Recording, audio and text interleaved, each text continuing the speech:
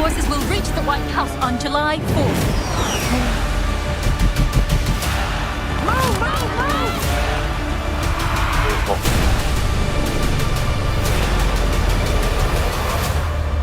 God bless America.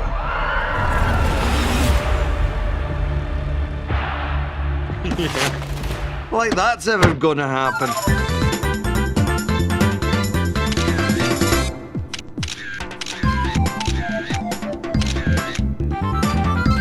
Shoot it.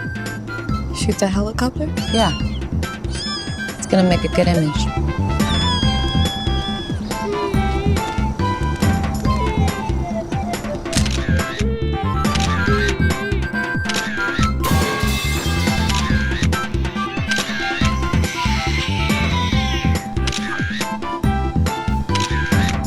Civil War is the recently released dystopian thriller by Garland. Initially a novelist, Garland transitioned into screenwriting and directing, earning a reputation for his innovative storytelling. Set against a backdrop of a fragmented United States torn by internal conflict, Civil War follows a team of war journalists on a dangerous journey from New York City to Washington, D.C. Their mission is to interview an authoritarian president now in his third term, amidst a brewing conflict between the federal government and various secessionist regional factions, just as the rebels are poised to seize the capital. The film draws on themes from Garland's earlier works, such as the exploration of existential crises seen in his script for Danny Boyle's 28 Days Later and Sunshine, and the reflective climaxes of Ex-Machina and Annihilation, which he both wrote and directed. These films were great at exploring the moral dilemmas and profound inner conflicts of their characters during times of immense strife, themes that are also present in Civil War. However, Civil War struggles with its coherence in storytelling, and his latest work signals a departure from his previous successors. The film portrays a near-dystopian America, where the sharp sounds of conflict underscore a superficial portrayal of war, avoiding the deeper political implications it hints at. The plot constructs an unlikely scenario where the Western forces, led by Texas and California, advance towards Washington, D.C. This alliance between two states with notably divergent political and cultural views strikes a discordant note, challenging the viewer's suspension of disbelief, especially when there's no context given as to why they seceded and how their political beliefs differed from the current administration. The government is mentioned as being authoritarian, but this is surface level, as no effort is made to explain how.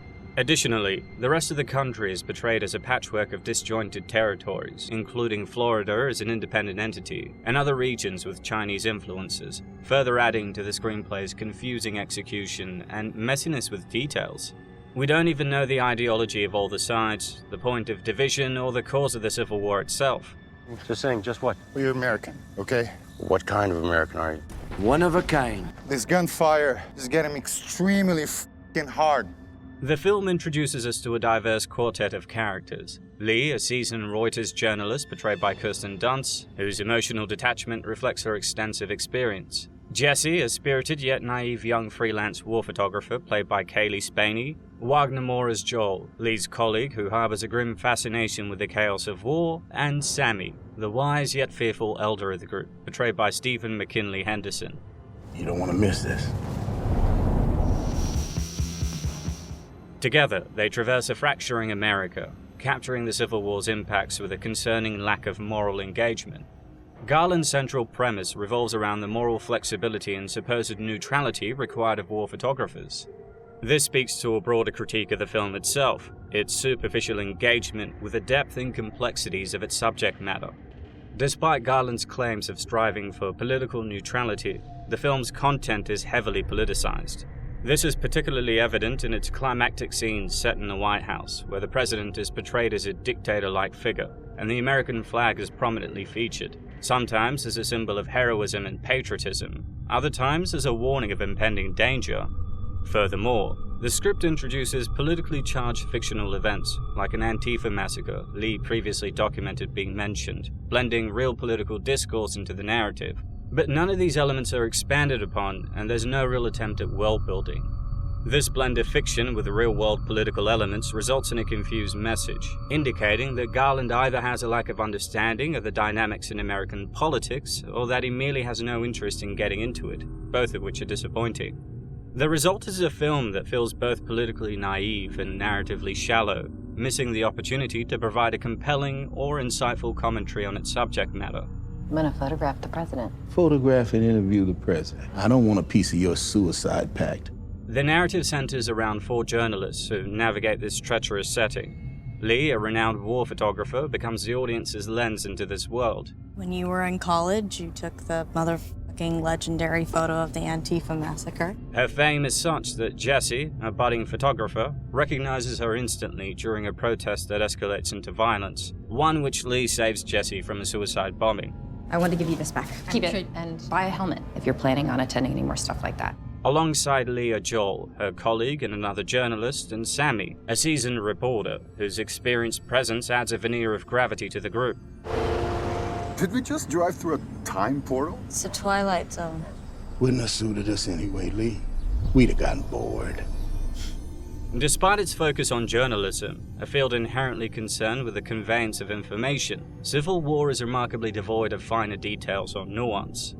The film follows the group from Brooklyn to an increasingly unstable White House to interview a president portrayed by Nick Offerman, who's disbanded the FBI and dismisses the press's enemies, while simultaneously declaring a dubious victory over the insurgent states. Lee and Joel's decision to travel to DC despite the clear dangers such as journalists being shot at the White House is intended to come off as bold. Yet without a clear understanding of their motivations, this feels aimless and confusing. How you gonna do this? We get there before anyone else does. They shoot journalists on sight in the Capitol. Their journey becomes a perilous multi-day endeavor due to the ongoing civil war. Despite the dangers and Sammy's physical limitations, the group is determined to reach the president, driving through zones of active conflict in a van boldly marked press. You're worried I'm too old, can't move quick enough. Aren't you? You stay. You stay because you're old and you can't run. Look at Get in the car! Get in the fucking car! While the premise is intriguing, Garland's execution leaves much to be desired. Unfortunately, the film shies away from delving into the broader world or the inner complexities of its characters, resulting in a narrative that just feels hollow. The ambiguity and vagueness that pervades feels more like an evasion, a way to sidestep deeper engagement with the themes it superficially touches upon. Citizens of America. I have so many ideas. Some are simple, like take down traffic lights and eliminate the post office. The bigger ones will be tougher, like bring all of this crumbling to the ground. This inadvertently turns the movie into a blank slate, forcing audiences to project their own interpretations and biases, which fuels endless speculation about its intended messages and themes. However, this doesn't salvage the film. Instead, it highlights its lack of structure and purpose, rendering it a collection of ideas rather than a cohesive story. Want to be a journalist? That's the job. Hey, Lee. What? Back off. The plot continues with Lee, Sammy, their veteran companion, and her colleague Joel allowing Jesse, the young aspiring photojournalist they met at the bombing, to join their mission. Despite Lee's reservations, Joel reassures her that Jesse will not cause trouble. Spoiler alert, he's wrong. I'm doing it! Bye-bye, see you in Washington!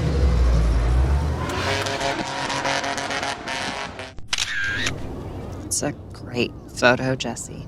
As they leave the city, their journey leads them to a gas station manned by armed guards that will only take Canadian currency. 300. 300 buys you a sandwich. We got ham or cheese? What'll it be, fellas? Mustard or ketchup? 300 Canadian. 300. 300 buys you a sandwich. We got ham or cheese? What'll it be, fellas? We got ham or cheese? 300 Canadian. Here, Jesse stumbles upon a disturbing scene of 2 alleged looters being tortured. This leads to a tense encounter, where Lee manages to defuse the situation with a photograph. Why don't you put us and them out of our misery? Make a call. I'll put rounds in them right now. I'd like to take your picture.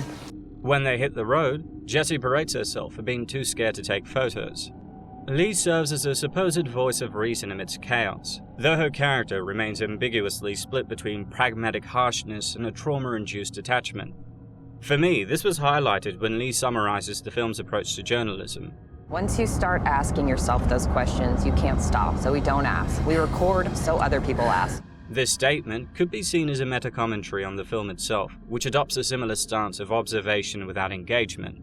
Garland positions journalism as a field where emotional detachment and objectivity are not just valued but necessary. However, this ignores the vital role of journalism in interrogating and understanding the subjects it covers, leading to a narrative that mirrors Lee's passivity, observant yet lacking in critical engagement.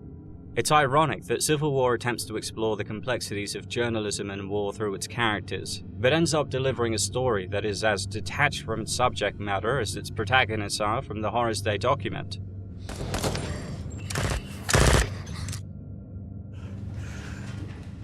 No. 5 minutes later.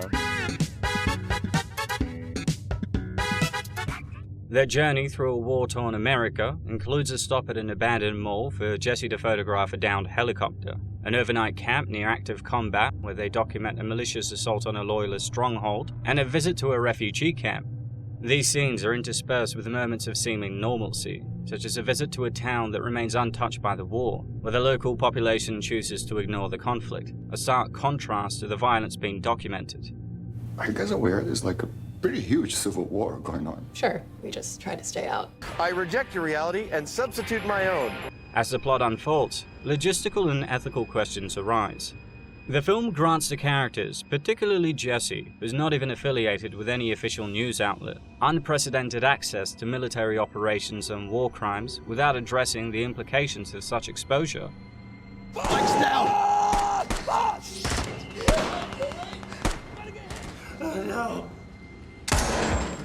Honestly, why on earth would the soldiers be okay with them being photographed doing war crimes and committing such atrocities? This not only strains credibility, but also glosses over the complex dynamics of war reporting. Those people do not want to be seen doing what they're doing. I'm going down. A scene set among the remnants of a Christmas fair succinctly illustrates the film's approach to neutrality and conflict. The protagonists, caught in a sniper battle, find their press badges offer no protection or recognition from the combatants, echoing the futility of neutrality in war. This indifference from the soldiers, who shrug off questions about the shooter with a dismissive "who cares?" underscores a key flaw: Garland's attempt to weave political ambiguity into a story that inherently demands specificity and clarity. As the film progresses, Jessie becomes increasingly desensitized to the violence around her. The transformation is highlighted by her willingness to enter dangerous situations without care for her safety and with a detachment to the brutality. Where you going? Tim. Don't be such a hotshot. I've never been scared like that before, and I've never felt more alive. As they continue on, the group encounters Tony and Bohei, reporter friends from Hong Kong. A seemingly light-hearted vehicle swap leads to a dire situation, where Tony and Jesse are later found, held at gunpoint by a militia burying civilians in a mass grave. If we go down there, they're going to kill us. No, we got our press passes. We're cool. It's a bold strategy, Cotton. Let's see if it pays off for him. The identity of this militia remains deliberately vague, contributing to the film's persistent ambiguity as they execute the men for not being American. Luckily for the group, Sammy heroically yet tragically intervenes by ramming the militia with a truck, saving his colleagues but suffering fatal injuries in the process. The film's portrayal of these militia members, potentially loyalist forces, is frustratingly unclear. Garland's decision to leave their political alignment ambiguous suggests a reluctance to delve into the complexities of identity and allegiance in wartime, opting instead for a portrayal that neither challenges the viewer nor offers any meaningful commentary. For all intents and purposes, the scene is meaningless, saying nothing more than war crimes and racism are bad. That's not okay, okay? This approach is symptomatic of a larger issue with the film, Garland's equating of narrative ambiguity with depth. By refusing to provide clear motivations and alignments for his characters, he seems to believe he's inviting the audience to engage in deeper interpretation. What the f*** are you talking about? Are you serious? However, the lack of well-defined narrative specificity or a coherent thematic direction leaves much of the intended meaning and subversion feeling hollow and unearned. I'm from Hong Kong. Oh, China.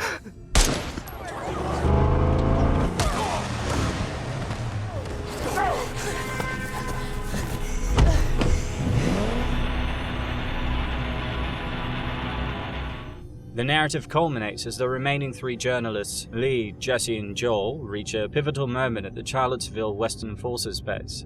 The scene is set against the backdrop of a crumbling loyalist resistance, with general surrendering and Washington, D.C. left virtually undefended, except by fanatical remnants of the armed forces and the Secret Service. Joel, grappling with grief and alcohol, bitterly condemns the death of their companion Sammy as senseless, while Lee attempts to offer comfort by suggesting that Sammy died as he would have wished, on the job. Oh, it's so fucked up. Now you wait until you hear what these two embedded motherfuckers have to say. Earlier today, the government military basically surrendered. We missed the story, and Sammy didn't even die for anything good. But there are so many ways that it could have ended for him. He didn't want to quit. In a moment of personal conflict, Lee finds herself unable to document Sammy's death, impulsively deleting a photograph of his body. As the trio embeds themselves with the Western forces during their assault on DC, Jesse's reckless pursuit of impactful images amidst the chaos and Lee's ensuing combat fatigue are portrayed.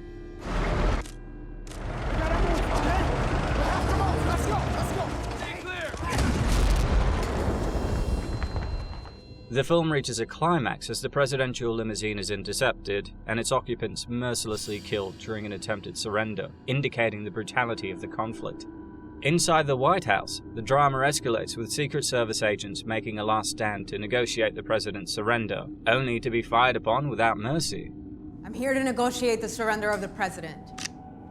Nah, no terms. Bring him out here. Ma'am, the president is willing to... In these final moments, Lee sacrifices herself to save Jesse, who recklessly puts herself in harm's way, an act captured in a series of photographs. Jesse and Joel finally confront the president in the Oval Office, where Joel, overwhelmed by loss and anger, dismissively rejects the president's plea to not let the soldiers kill him with a curt "They'll do" before the president is executed. What's odd is that the liberation forces the reporters embed themselves with are the ones seen committing war crimes throughout the film, from executing prisoners, people trying to surrender, to the head of state who's pleading for his life. What's worse is that in the end, the reporters have no opinion on the matter. I know how to sit on a fence. Hell, I can even sleep on a fence. The trick is to do it face down with the post in your mouth. The depiction of these events underscores a broader issue with civil war. The setting of a modern America is largely irrelevant to the narrative's core, and Nick Offerman was wasted in this casting. The focus on individual vignettes and personal crises could be transposed to almost any other conflict without altering the story. Garland's choice to detach the story from a specific, meaningful context results in a narrative that lacks resonance and fails to capitalize on its setting. I'm not gonna softball him, Sammy. Just be sure you get the words out before the piano wire gets too tight. I need a quote. Don't let him kill me. The protagonists lack the defining behaviors and motivations typical of their profession, rendering them superficial and underdeveloped.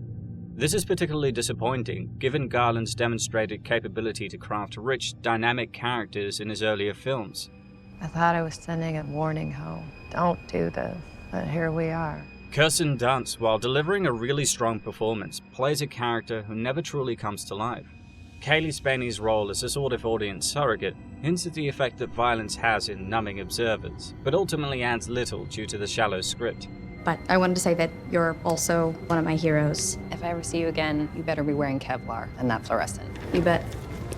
Similarly, Wagner Maurer's character is rendered almost inconsequential, struggling with a role that gives him little substance to work with.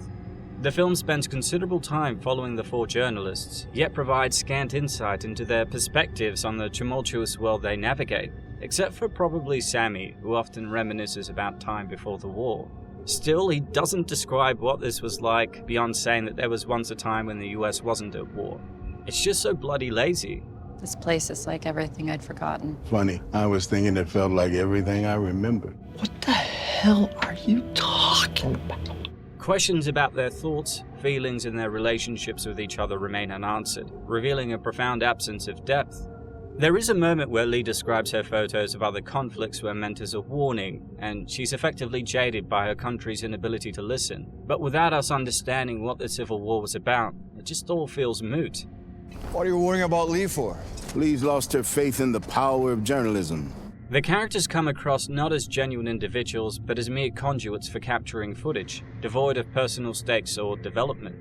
Instances that might have offered a glimpse into their inner lives, such as a conversation between Lee and Jesse about their families and life away from the war front, are fleeting and fail to truly engage with the characters on a human level, while Joel's sporadic displays of a thrill-seeking attitude towards violence are inconsistently portrayed, contributing to a character arc that feels erratic and unfinished. This lack of depth is not just a reflection of the characters themselves, but seems indicative of Garland's challenge in fully realizing this world's authenticity beyond its conceptual framework. The film thus struggles to move beyond the insincere treatment of its themes and characters, resulting in a story that feels detached and incomplete. The overall execution in Civil War starkly misses the opportunity to delve into the complexities of journalism, war, and human emotion during times of crises, rendering what could have been a poignant exploration into a mere shadow of potential. Hey, we're press. Cool. Now I understand why it's written on the side of your vehicle. The sound design by Glenn Fremantle stands out, effectively using both the chaos of war and the silences that follow to craft a compelling auditory experience. The cinematography by Rob Hardy, notably integrating black and white photographs into the film's fabric, attempts to juxtapose the brutal reality of the world with the photographer's perspectives. Yet this technique fails to compensate for the film's overall lack of engagement with its themes. Garland appears more concerned with the aesthetics of dystopia and the portrayal of violence than with providing a meaningful commentary on the implications of war and media. As a result, the film itself remains sterile, its potential unfulfilled beneath the shallow tumult it portrays. There are some visually entrancing moments, yet they're all ultimately surface level, failing to substantiate the anti-war commentary it seems to aim for. The story culminates in a final image reminiscent of game hunters posing with a prized lion, a metaphor that might have been powerful had it been explored with greater depth and world building. However, Garland stops short of engaging with the complexities of looking at or away from the horrors of war, leaving the viewer with a sense of unfinished business.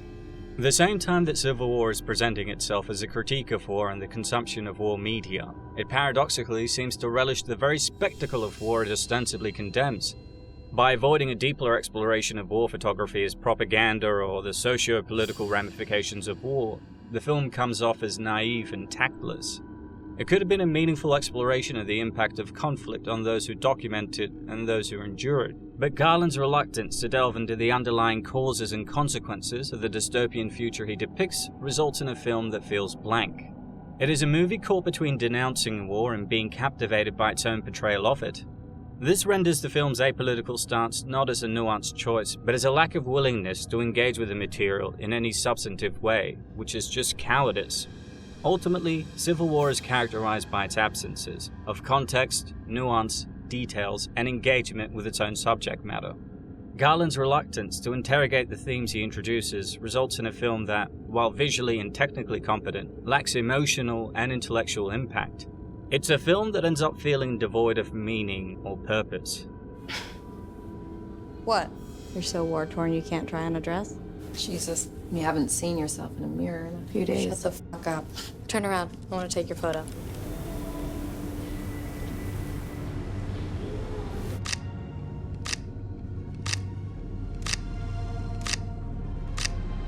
The government is a greedy piglet that suckles on a taxpayer's teat until they have sore, chapped nipples.